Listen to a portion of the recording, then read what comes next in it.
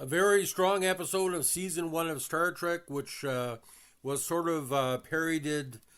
There was a sequel of it to the Star Trek The Next Generation called The Naked Now.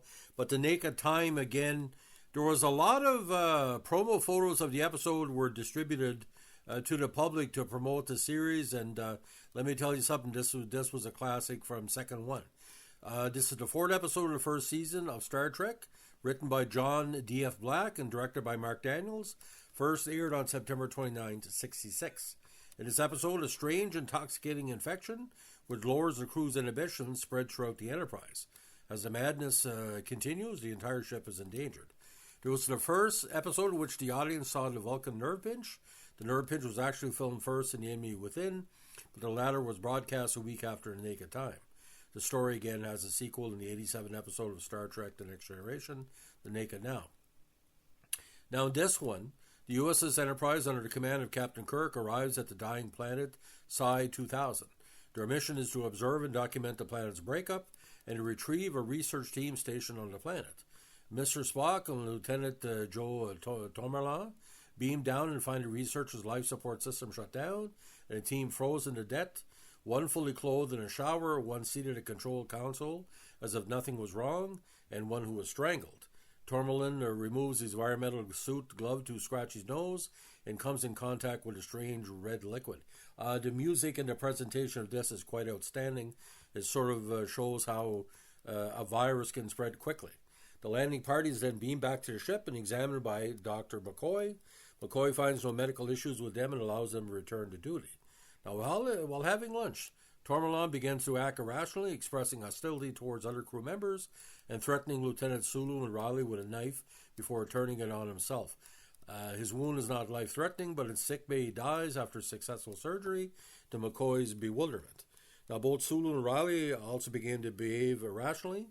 Sulu runs around with a sword, like a swashbuckler from the Three Musketeers, while Riley revels in his Irish ancestry, locks himself in the engineering section, and proclaims himself captain of the Enterprise. Riley repeatedly sings a disjointed version of the old ballad, "I'll take you home again, Kathleen." Those whose skin they have touched also start showing erratic symptoms, and the infection quickly spreads throughout the crew. As they abandon their posts, the ship's orbit destabilizes and it falls into the planet's erratic gravity well. As the Enterprise enters the upper atmosphere, the hull begins to heat. Now, when Scott regains control of engineering from Riley, Riley has shut down the engines. It will be impossible to restart them by normal procedures before the Enterprise burns up. Now, Spock eventually becomes infected when Nurse Chapel takes his hand and confesses her love for him. Spock struggles to contain his emotions and affects Captain Kirk when he tries to help. McCoy then studies blood samples from his patients and water from the Psi 2000 and finds that the water from the planet possesses a previously undetected complex chain of molecules that affects humanoids like alcohol, depressing the centers of judgment and self-control, and is transmitted by touch.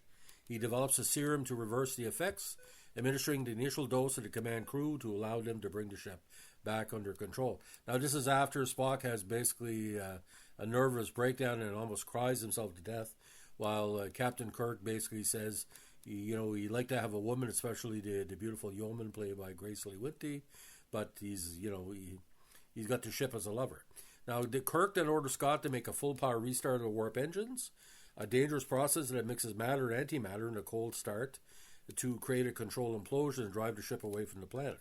This is suggested by a theory postulating a relationship between time and antimatter, but has never before been attempted. The restart is successful, propelling the Enterprise at a possible speed away from the planet into a space-time warp that sends the ship back nearly 3 days in time. Spock comments that they now know a way to travel back through time. Kirk's response is, "We may risk it someday, Mr. Spock," which it ties into, other episodes. Now, The Naked Time was originally intended to be a two-parter, with part one ending with a cliffhanger with the Enterprise going back in time. The ending was revised so that it could become a standalone episode.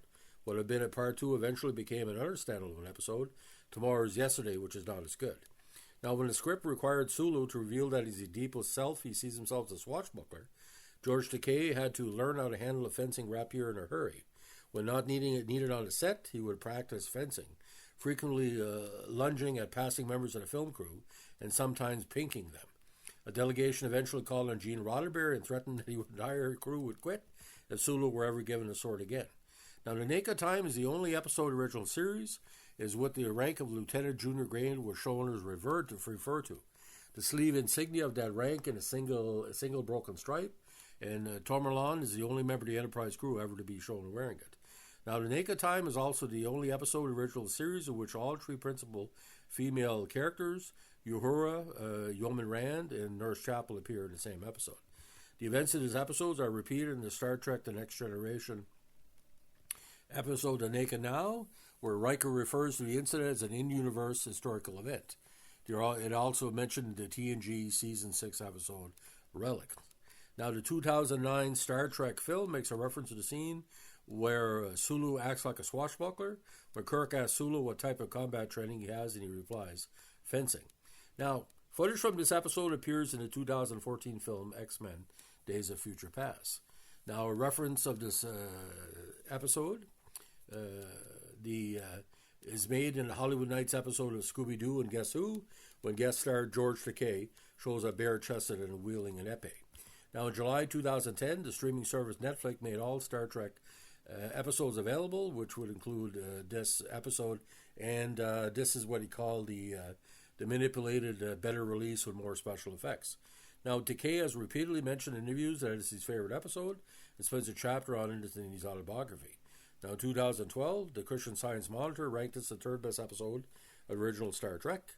In 2013, Wired magazine ranked this episode one of the top 10 most underrated episodes of the original series at that time. In 2015, Sci-Fi ranked this episode as one of the top 10 essential Star Trek Spock episodes. In 2016, Sci-Fi listed Uhura's rebuff of the Madden Sulu's offer to protect her as the character's 10th best moment in Star Trek. IGN ranked this the 8th best episode of Star Trek, the original series, and the 12th best episode of Star Trek overall. Now, Paul Manders called it the 11th best. Nerdist, including this episode in the Best of Spock binge-watching guide.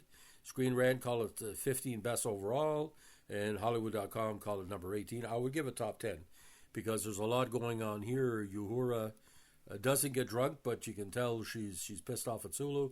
Is never really talked about later on. Although Sulu has basically been, in Mirror Mirror, he's horny for Uhura. The Grace Lee Whitney character doesn't get drunk. Like, some get drunk and some don't.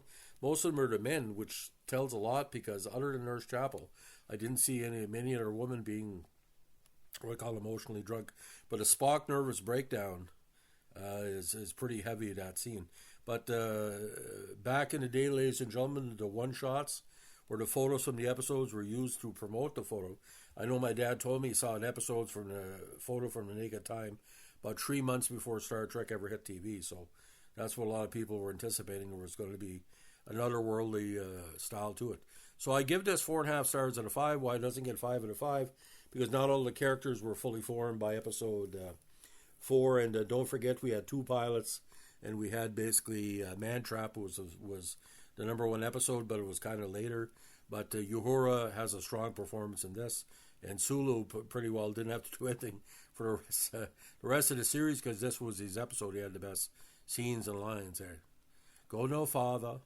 Anyway, ladies and gentlemen, if you like what we're doing here with our Star Trek podcast, let us know with a like, comment, subscribe, or share.